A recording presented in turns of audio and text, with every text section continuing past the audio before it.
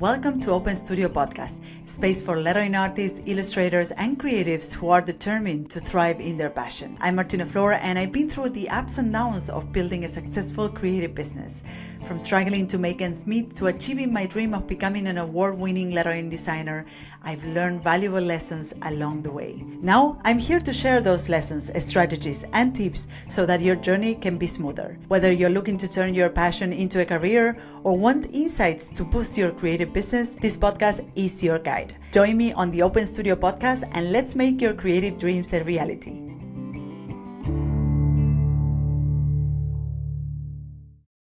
Hello, welcome back to Open Studio. I'm your host, Martina Flor, lettering artist, author, educator, and today I'm bringing you a very special episode. This past Monday, I kicked off my yearly free workshop series on lettering design. And maybe you have heard me mention this workshop series in this podcast. And our very first session was all about what I call the lettering revolution. It sparked so many great conversations that I thought, why not turning this into a podcast episode too? So this is what we are doing today. Now, why should you keep listening? Because if you ever felt stuck in your creative path, if you have been wondering how to stand out in a crowded market, or if you have been dreaming of building a career around your artwork, but don't know where to begin, this episode will give you hints on how to do exactly that, how lettering could be the key that changes everything, like it did with me. By the way, if you haven't joined the workshop yet, you're still on time. It's completely free. We are just getting started. We just delivered our first session, and now we have still 3 sessions to go. So you can catch up on the replay and join the next live sessions. You can just go to martinaflor.com/masterclass to register now. All right, let's dive into the lettering revolution. So you might be wondering, what is exactly the lettering revolution you're talking about, Martina? So it is a shift we are seeing right now where lettering moved from being a trend, something that was new, into something that is established. And it has become an established discipline within design. And many creatives and graphic designers and illustrators are starting to learn this expertise as a way to stand out from the crowd, as a way of adding a new layer of differentiation to what they do. And it's a revolution because lettering is no longer a niche or a trend. It has become a sought-after skill across industries: editorial, branding, packaging, advertising, publishing, products, you name it.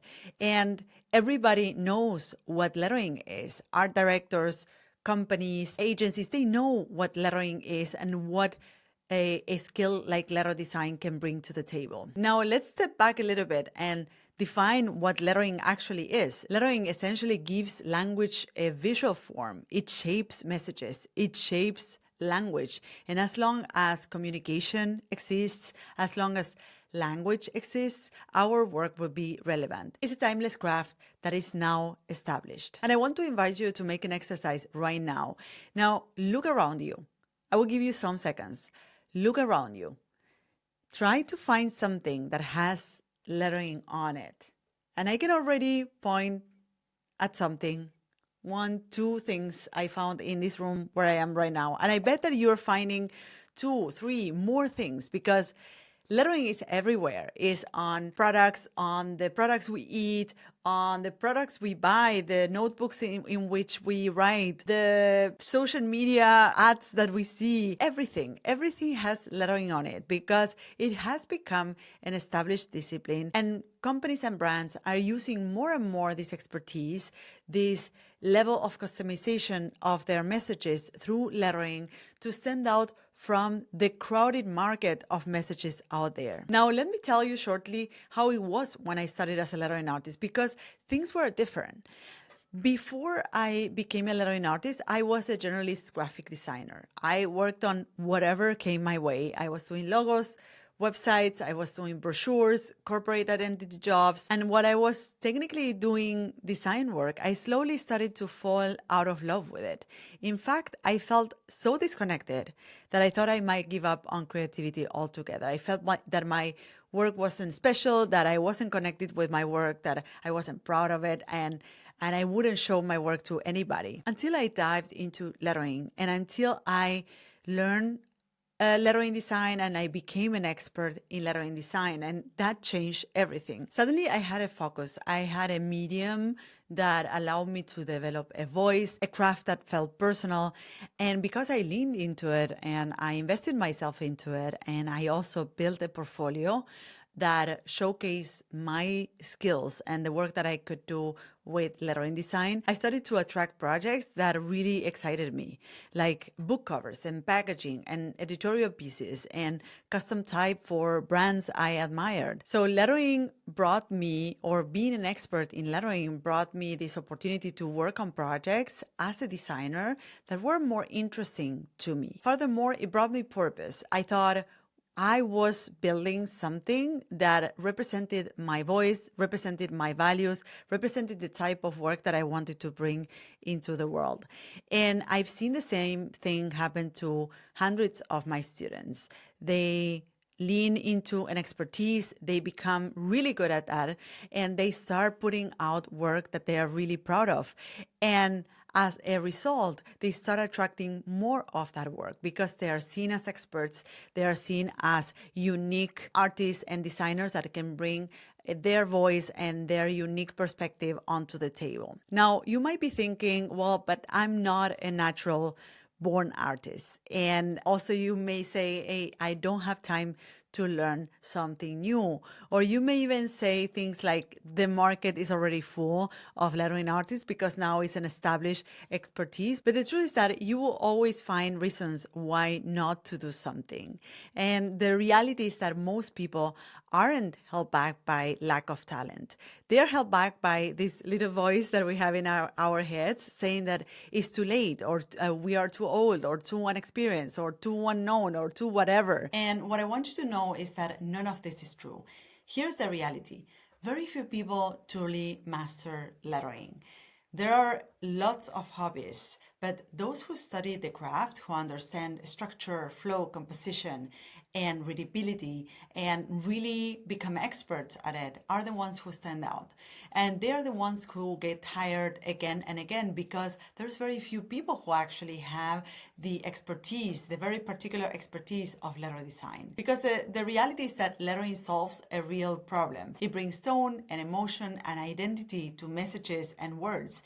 It helps brands say what they need to say in their own voice. It's functional and is beautiful at the same time. And because it is a rare skill, it makes you an expert. You are not one of many, you are one of few. And with the context of what's happening right now, where thanks to the internet and globalization, we are all able to be seen. We all have the tools in our hands to market our work, to be seen by someone else in the other side of the world. Then it pushes many of us to become more and more experts in what we do, to have that extra layer of expertise that separates us from the crowd. So I want to illustrate this with a few stories. For instance, the story of David, which is a motion designer from Switzerland. When I met David inside one of my programs, he told me that he was tired of just being the After Effects guy. So he leaned into lettering and he started learning lettering, creating more lettering pieces. And he added that into his skill set as a designer, as a motion designer. Now, thanks to the fact that he did that, that he made that step and he specialized, or he created that extra level of specialization as a designer, he's now designing movie titles. That means combining his skills in motion design together with his skills in lettering design, which attracts more creative and more interesting assignment his way. There's also Alana Flowers, who I interviewed in episode 181. So Alana started about 3 years ago, and she transitioned from being an in-house designer to full-time lettering artist. And Alana was doing also, like I was when I started, general graphic design work, and she was diving into lettering as a way of being more creative as a designer. And she decided to lean fully into that and make it happen. And she built her portfolio. She also started building on the side a YouTube channel.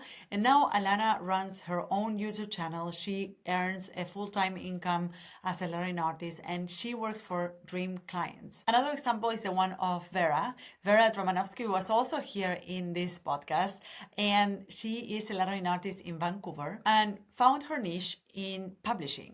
Now, before we worked together inside one of my programs, she felt that as a lettering artist, she needed to niche down or to find her specialization by becoming a paper cut lettering artist. And she realized that she was limiting her growth as a lettering artist. She was limiting her creativity because she was limited to just one media, which was paper cut. So Vera decided to break free from that, and she shifted her focus to develop her portfolio and her visual voice, and she started landing clients in the publishing industry. And what is really interesting about Vera is that the book covers that she designed, they are so special because her work is so special. It's so intricate and kind of dark, and it is one with the way she is. And I think that Vera will very gladly pick up the books that she creates covers for in a bookstore because she has integrated her own interests, her own values, her own ideas into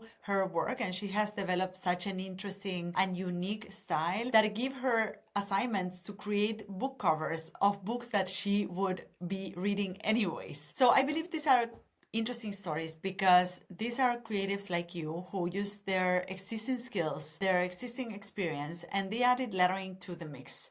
And that completely changed the game for their work and their careers. So you may be wondering now, how do you take part in this revolution? And my recommendation is start by identifying the kind of work you want to do. Remember that exercise that I invited you to do in the beginning of the episode of looking around and looking for things that have lettering on them. Then start by identifying all the things that are around you that have lettering on them. And start by selecting those that you would love to work on. Do you want to design book covers? Then start by identifying those book covers that you would love to be working on. And once you define what is it that you would like to create with your skills, then start creating those book cover designs, even if you don't have those clients yet. If you want to create custom logotypes with your lettering expertise, then design logos that highlight your hand-drawn typography. Design logos that are, instead of using a font, are created through hand-drawn lettering.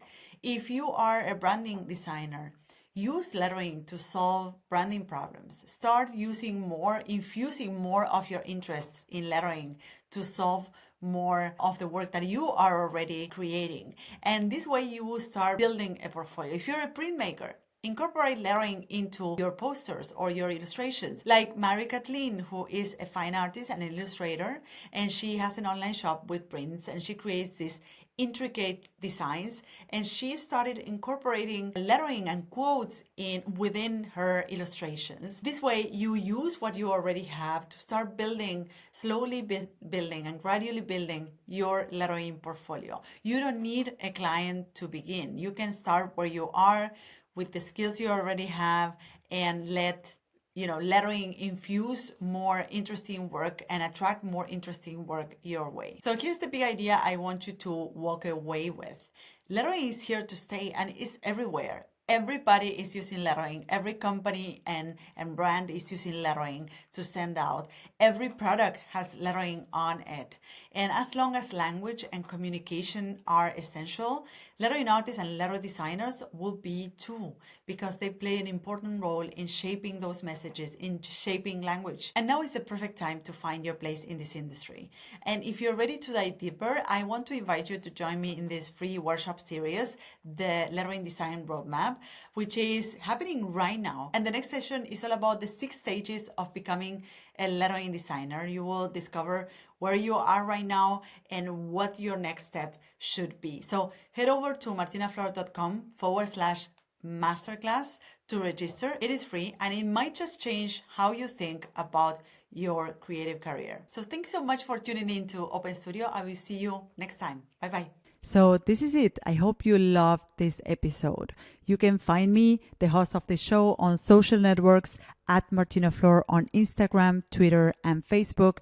If you have a question or comments, go to martinaflor.com/podcast, where you can see previous episodes, find show notes, and send voice memos with your comments and questions. You can also watch these episodes on YouTube. Just go to martinaflor.com/YouTube to find them. You can, of course, listen to all our episodes on your favorite podcast platform.